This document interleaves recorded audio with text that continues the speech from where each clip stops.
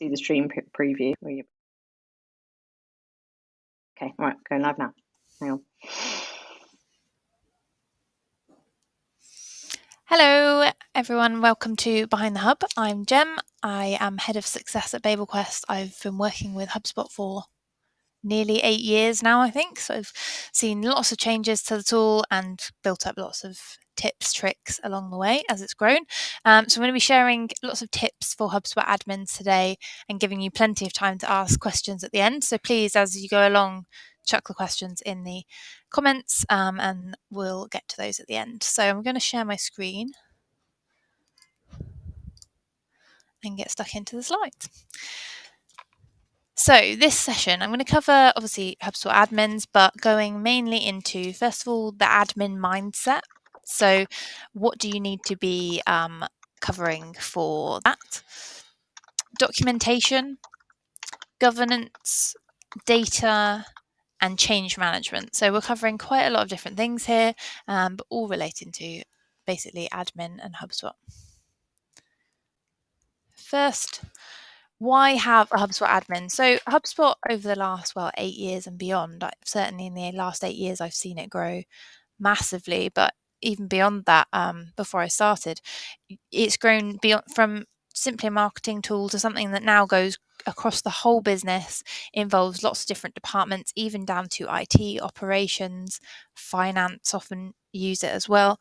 And by becoming that business-wide platform, it's now much more complex. There is often many more steps involved in setting up your HubSpot portal in the first place, which then means keeping up adoption and keeping it in shape once you've launched is also a bit more of a challenge.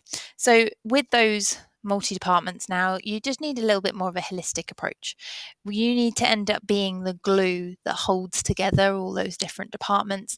That means there's not competing opinions, as well as fixes and updates and kind of moving the platform forward for you.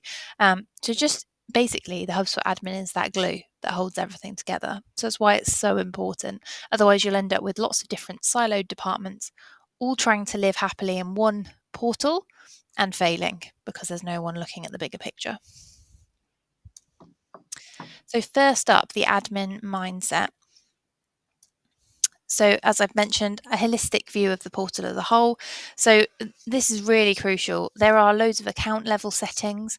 You're talking time zone, which actually does affect the whole portal. So if you've got your time zone set to the UK, for example, if you've got a team in the US, when they schedule a marketing email, they will need to schedule it bearing in mind that the account time zone is the UK. If they set it to a US time, it's going to send in that UK equivalent. So just got to bear that in mind. Often something that gets missed, and just making sure that you're sharing that standard with everyone. You'll also need to address floating contacts in a partition database. So for example, if your whole database is set up so that users can only see contacts in their team, or that contacts are only delivered to specific teams via forms, etc. If any contacts somehow get into that portal that aren't assigned to a team, so maybe a form has accidentally been created without that mechanism, or someone's CC'd them on an email, they can end up in this strange limbo where no one except the admins in the portal can see them. So again, really important to make sure you're keeping on top of that and assigning them to the right teams as needed. You also need to just understand the wider impact of a change. So if your marketing team are wanting to do something, is that going to change the way the sales team need to use the system or the service? So are they wanting an extra property where actually a similar property exists for another department, and for reporting purposes, it would be better if they all use the same property? In that case, you're going to have to be some kind of mediator to make sure that that one property serves everyone and helps with your reporting as a whole. The next thing is becoming an investigator. So I talk about this a lot. This is basically what I end up doing all the time for our clients. You might be, so say someone comes to you with a problem, it might be that you need to dive into the property history. So one that I've come across many times is someone comes along and goes, I accidentally set everyone's life cycle stage to marketing qualified lead, and actually they didn't mean to. Going into lifecycle stage, exporting the property history can mean that then you can actually revert everything back by doing an import, because you'll see what their previous value was. So that property history is often a game changer. Equally, if you go into the contact record, you can see a details button next to the property, and you can actually get details on how that was set, when it was set. So actually troubleshooting why something was changed, whether it was a workflow. Sometimes you'll open it and actually it will say that this was a workflow which changed it. You go into the workflow and you realize there's a problem with that workflow. So it's that investigator mindset, trying to look at the history. Another one that's just relatively new into HubSpot and is growing all the time is the audit logs. If you're a super admin in the portal, you can go in and actually look at what has been happening. So you can filter by the category, the task at hand, and the subcategory, when it was happening and who it was, who did it. This can help you pin down any actions that cause problems. And if you need to, kind of address that with the person and maybe do some retraining if needed. The last one is version history. So if you're in a marketing email, in a landing page, web page, anything like that, you'll also have the actions button in the top right, and that will show you the version history. So much like that export or property history, a version history can be a lifesaver sometimes if you've made a couple of changes and actually you didn't want them. There's no backspace anymore because you've gone out and saved it, but you can go into the version history and reinstate a previous version. So that can often be really useful as well. Moving on, so governance. As these portals grow and they get more complex, you may have legal departments involved, you may have the higher levels of business looking at what you do, and with that comes a more importance to look at governance and making sure people are doing things in the right way and ticking the right boxes. So along those lines, we're going back to those account level settings. So GDPR, if you're based in Europe and the UK, you would want to turn that toggle for GDPR on. If you turn that on, it actually turns it on for the whole portal. So again, understanding the impact of that. If you've got a US or another country equivalent, how will that impact them? Time zones, currencies, but also integrations and sandboxes. So being a super admin, you can create a sandbox, but who has access to that sandbox? What permissions do they have? Because you don't want to be messing up your sandbox as well as your portal. So just be careful about who can control what, who can make changes. Equally, integrations, some allow you to have one per business unit. Many don't, so it's often one per portal. So just keeping on top of that as well. And looking at how that might all work. Having one person or a few, i.e. the admins, who can work on that will make a big difference. Business units set up and maintenance. So for these bigger portals, often you're looking at potentially multiple business units that have been set up, making sure that those have been set up properly and they're maintained. It's really important. Obviously, within different regions or different teams, they will be looking at their business unit, but not the bigger picture and all the different ones that have been set up. So making sure that you're keeping that top level view is really important. And on a similar note, you've got partitioning. So you wouldn't need business units for this, but equally, if you do have business units, you may also want to be doing partitioning. This is more along the lines of who can see what in the portal. So it might be down to who can see which contacts and companies, but it also might be looking at your emails, landing pages, web pages, specific teams being able to view those and not other ones.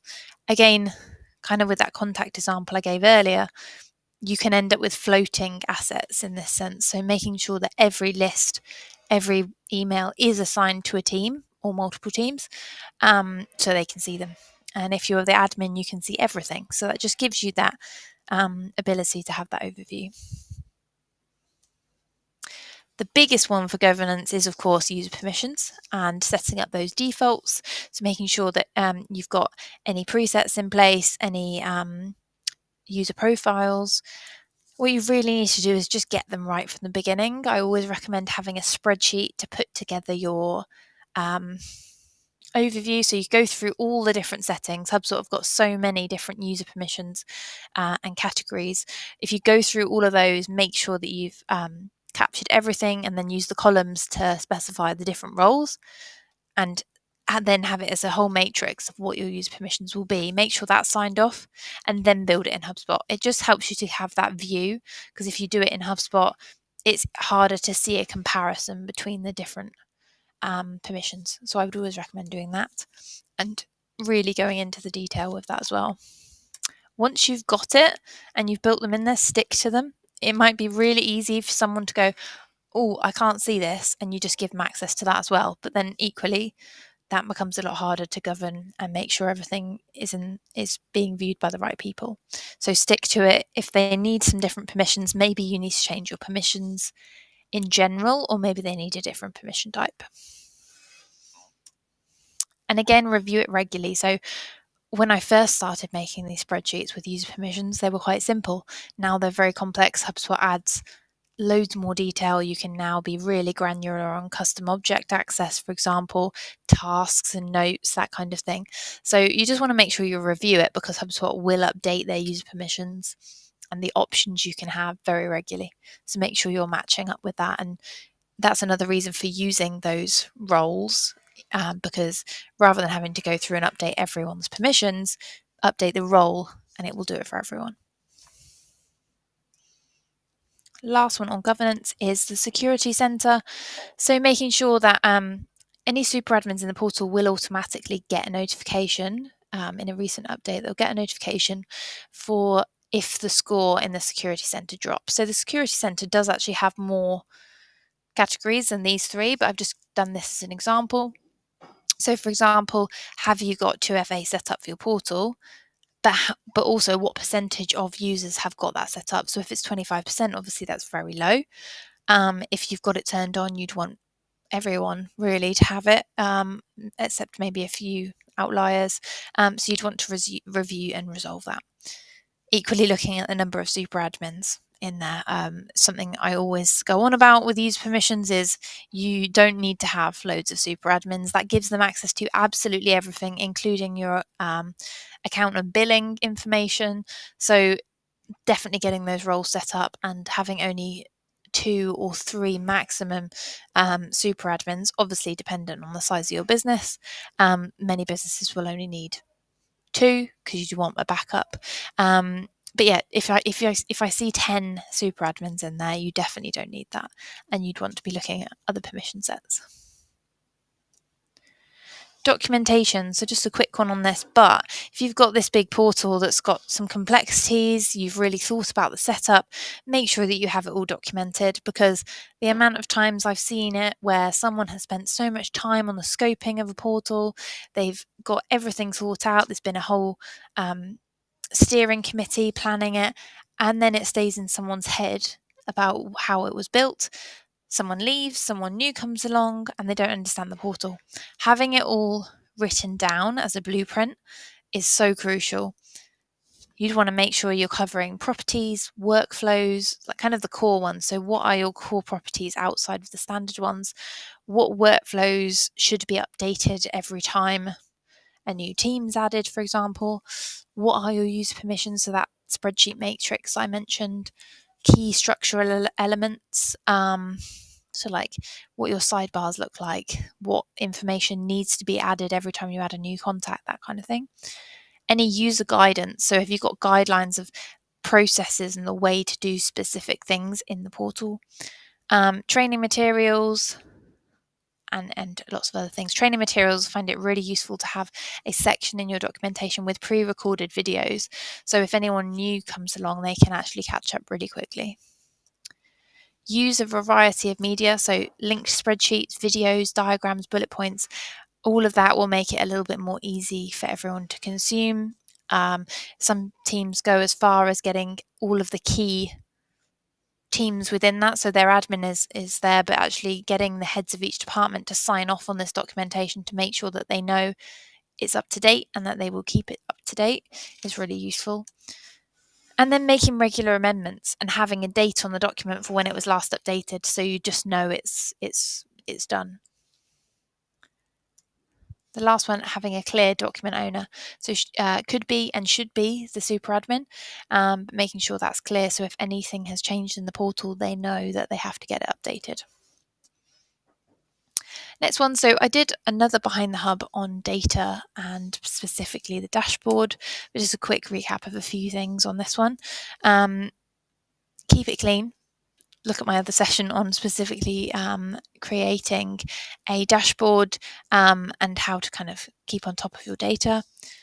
Make sure you've automated your marketing contacts in the portal. So making sure that if someone bounces or unsubscribes, they're automatically set to a non-marketing contact.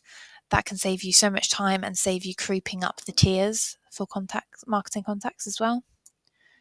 And again, have a holistic view of lead to customer. So if you've got multiple, and beyond customer as well, so if you've got multiple departments involved, marketing, sales, service, and anyone else who touches customers, you'll want to make sure they will be focused on their part of that, but you just want to make sure that the whole thing is tracked, that life cycle stage maps to the whole journey, and that there's a clear process for that. So actually contacts have a longer life cycle in your database because you're tracking every element of their journey.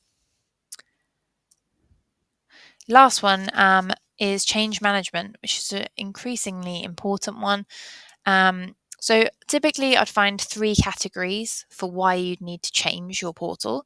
And this is before we even get into all those HubSpot hacks we release every month and other bits and pieces you may read online. So the first one, your portal roadmap. So you've got your documentation, but you will no doubt have things that you want to be incorporating. So do you want to bring the service team into the portal in 3 months' time? Do you want to move the sales team up to the enterprise features come the end of the year? That kind of thing. So think about what your portal roadmap might be. So these are basically planned changes, which are all scheduled in. I would say that any new hubs, new product updates, new processes, new integrations, new teams would all be rolled into this. They should be added to the product portal roadmap. So say a new product update comes along. Some might be a case of some UI changes. So fine, turn those on. But if it is a new product, for example, when business units launched, if you'd immediately have turned that on, it could have messed up your portal. It had to be thought out. It had to be done properly. So that should have been added to a portal roadmap. The next category would be ad hoc. So this might be data-led fixes. It might be your data's telling you that actually your forms aren't capturing the right information. So those should be updated as you go. Integration errors, your data sync's telling you there's loads of issues, that kind of thing. You should be fixing those.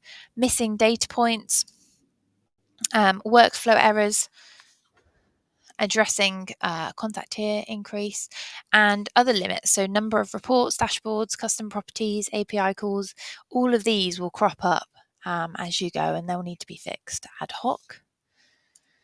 And finally, requests. So all of those users in your portal, all the heads of departments who want to make changes as well, I'd really recommend setting up a ticket pipeline to get users to submit requests that they're not able to do themselves. That means you can keep track of what's being done, keep the documentation up to date, and also just keep a bit of a process to it. You can't do everything at once because, again, we go back to having that holistic view, not doing too much and making the portal get in a mess, really. So take things as they come, and essentially some of those requests are going to then need to be added into the roadmap. Some might be more ad hoc. So it's making time for each of those things. The last things I wanted to go into before we'll have some time for Q&A is it's unlikely you'll ever stop learning about HubSpot. I've been doing it for nearly 8 years and I still have to read lots of articles, keep up to date because it changes all the time. And you could just be learning the portal and be missing all of these new things that are happening as well. So there's loads to be keeping up with. A few things I would recommend. So keep an eye on product updates and betas. For our clients, we run monthly sessions that tells them about all of this, but definitely keep an eye in your portal as well. Follow HubSpotters like Kyle Jepson on LinkedIn for very useful tips and announcements, and equally us for these behind the hubs and HubSpot hacks. Work with a HubSpot partner like Babelquest to get training and support on areas you're not comfortable with. use HubSpot support. Definitely, people overlook this one. So you've got that help button in the bottom right of your portal. Use that, especially the live chat feature. Often that can quickly solve something for you. Work your way through all the certifications in there. There are so many, from kind of data structure to reporting, all the way through to just marketing, Sales Hub, Service Hub. And use the HubSpot knowledge base for detailed steps through HubSpot functionality as well. The last one, join the HubSpot community to ask questions, submit ideas for change. And also, not a couple of years ago now, probably, I wrote the HubSpot Administrator's Handbook, which is on our site. I checked it recently. It is still very up to date. I'll probably be adding a few new product updates to it soon, because I think it's evolving even at the moment. But it covers a lot of what we've said today. And equally, HubSpot hacks. So I mentioned about having a change request process using tickets in HubSpot. We actually use that. So we've got a HubSpot hack on that as well. So I'd recommend checking that one out. And now we can go to a Q&A if you have any questions. Hey, Dem, it doesn't look like there's any questions in the comments at the moment, but if anyone's watching this, later on, then drop your questions in the comments and Jem can get back to you then. Yes, I'll jump in the comments and answer them. Or if you want to message me on LinkedIn as well, happy to help. Awesome. Thank you so much, Jem. Cool. Thank you. Hopefully that was helpful. Bye. Thank you. Bye.